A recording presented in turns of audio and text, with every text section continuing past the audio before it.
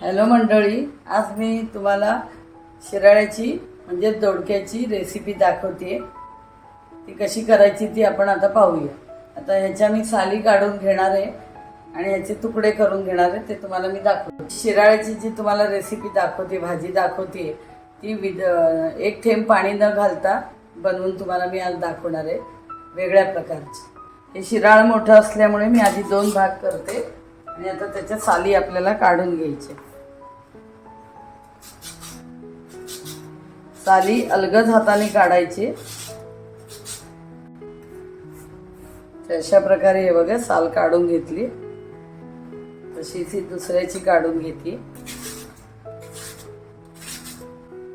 आमच्या इथे याला मुंबईमध्ये शिराळ म्हणतात, पुढे हे तुमच्या इथे या भाजीला काय म्हणतात ते पण सांगा।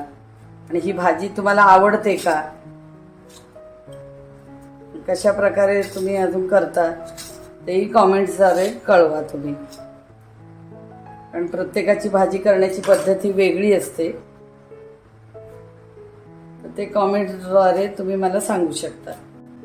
आता या साली काढलेले, आता जे आपण टोकं काढून टाकायची, ही घ्यायची नाही आहे, हे बघा, हे काढून टाकायचं। हा जो शेंडा आहे तो कापून घ्यायचा आहे, बाजूला करायचा। आता आपल्याला ह्याचे तुकडे करून घ्यायचे। बघा, अशा साईजचे तुकडे करून घेते मी।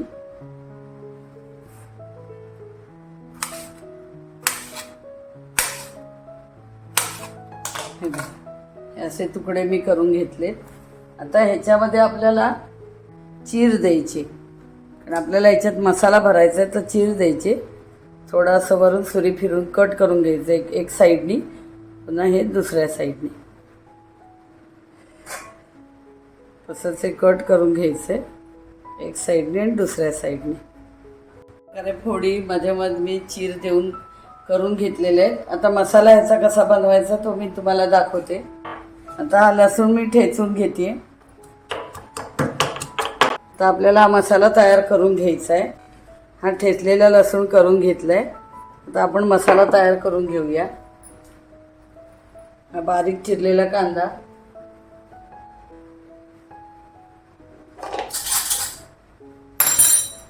हा बारीक चिरलेला कांदा आधी घ्यायचा आहे आपल्याला। त्याच्यात टोमॅटो एकदम बारीक चिरून घेतले, 2 टोमॅटो, 2 कांदा एकदम बारीक चिरून घेतले। आता हे आपण केलेले कांदा टोमॅटो घेतलाय। आता याच्यात आपल्याला मसाले घालायचे आहेत। हा गरम मसाला आहे घरगुती, ज्याचं प्रॉडक्ट मी आता विकायला आणते ऑनलाईन तुमच्यासाठी। हा घरी बनवलेला मसाला आहे, गरम मसाला, तो आपल्याला 1/2 चमचा घातला आहे। हा मसाला मी माझ्या हाताने घरी बनवलेला आहे, तोच मसाला, गरम मसाला मी प्रॉडक्ट म्हणून आणते।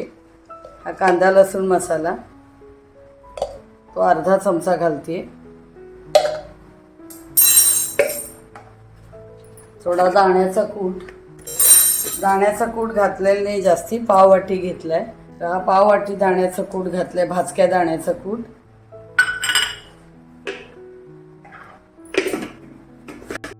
लसूण ठेचलेला तो मगाशी आपण घेतला होता, 7-8 पाकळ्याच ठेचली होती मी, लसणाच्या 7-8 पाकळ्यांचा ठेचा आहे हा। आणि चवीनुसार मीठ, गूळ थोडा घालतात, चवीनुसार मीठ छोटा 1 चमचा। आणि हा बघा, थोडा गुळाचा खडा अगदी छोटा घेतलाय, तो घालते। गुळामुळे अतिशय उत्तम टेस्ट येते, तर गूळ जरूर घाला। आणि आता आपल्याला हे सगळं कालवून घ्यायचंय।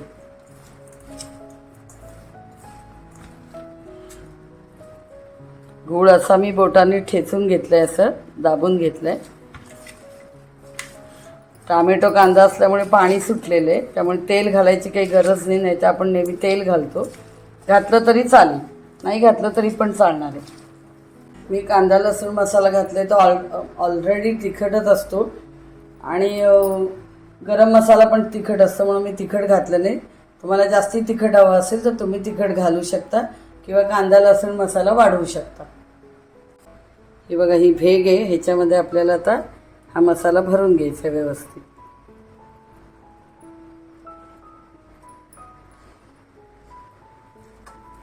ही जरा तुम्हाला मी वेगळ्या प्रकारची भाजी दाखवते, न पाणी घालता ही भाजी होणार आहे. हे बघा इथे ठेवलं.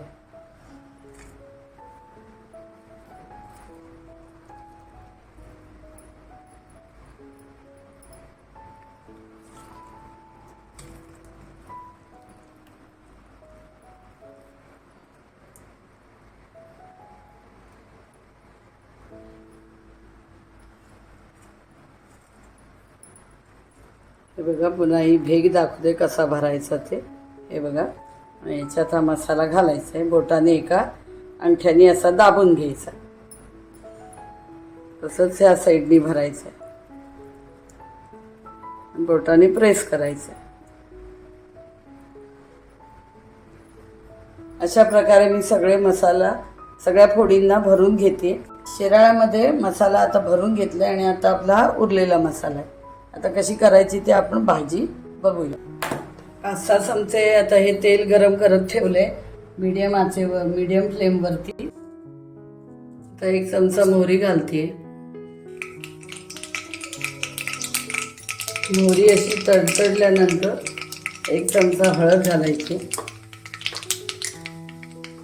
थोडंसं हिंग, पाव चमचा,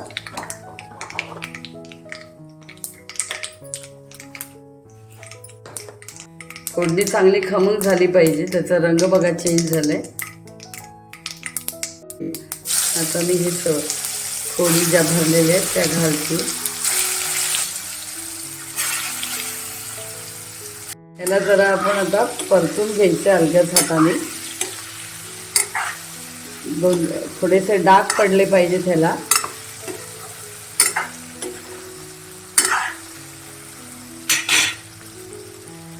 आणि आता आपल्याला हा मसाला घालायचा. 2 मिनटं हे अशा फोडी परतून घ्यायच्या तेलामध्ये. आणि आता मी ह्याच्यामध्ये हा मसाला बनवलेला घालते, उरलेला मसाला मी घालते. आणि अशा भाज्या करण्यासाठी मसाले हे घरगुती पाहिजेत, चांगल्या प्रतीचे, तेव्हाच ती भाजी चांगली होते. मसाले चांगले नसतील तर मग भाजी आपण जे काही जेवण करतो ते चांगलं नाही होत, चवीचं होत नाही. आता मी हे परतून घेते.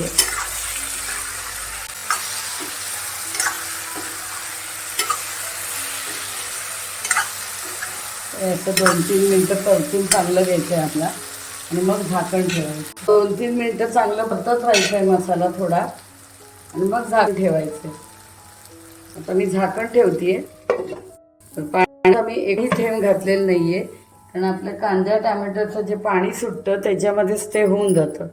आणि आता हे वाफेचं पण पाणी आपल्या भाजीलासाठी मिळेल, पाणी वापरायचं नाही याच्यात. ही भाजी फार सुरेख लागते, अतिशय चटपटीत भाजी ही होते. वेगळीच भाजी, चटपटीत सुरेख होते ही भाजी. तर तुम्ही ती जरूर करून बघा. आता मी झाकण काढते. हे बघा पाणी कसं सुटलं, आपलं तेलही सुटलं.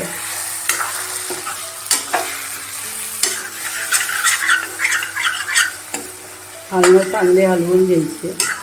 गॅस एकदम बारीक करायचा आहे. आणि ही मी बनवलेल्या गरम मसाल्याची भाजी आहे, जी मी स्वतः गरम मसाला बनवला. तर पुन्हा आपण झाकण ठेवूया. मी झाकण पुन्हा काढते.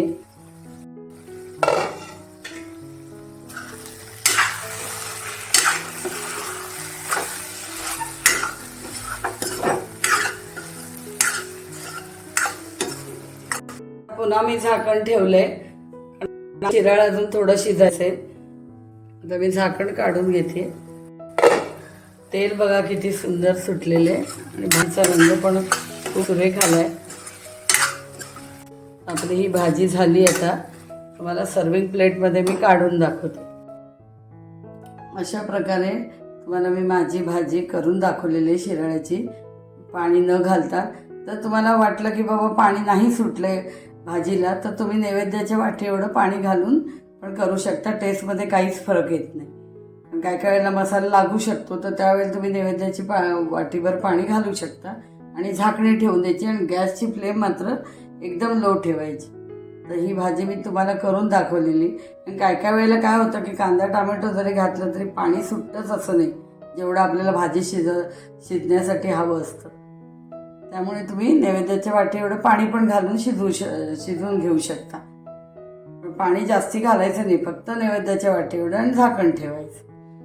तर हे भाजी शिजवण्याचं तुम्हाला मी सांगितलं. आणि ही जी भाजी केलेली ती मी घरगुती गरम मसाला जो केला होता होममेड शुद्ध प्रतीचा, तर तो गरम मसाल्यामध्ये ही मी भाजी करून तुम्हाला दाखवलेली आहे. आणि माझ्या रेसिपीला लाईक, शेअर आणि सबस्क्राईब करा. थँक्यू.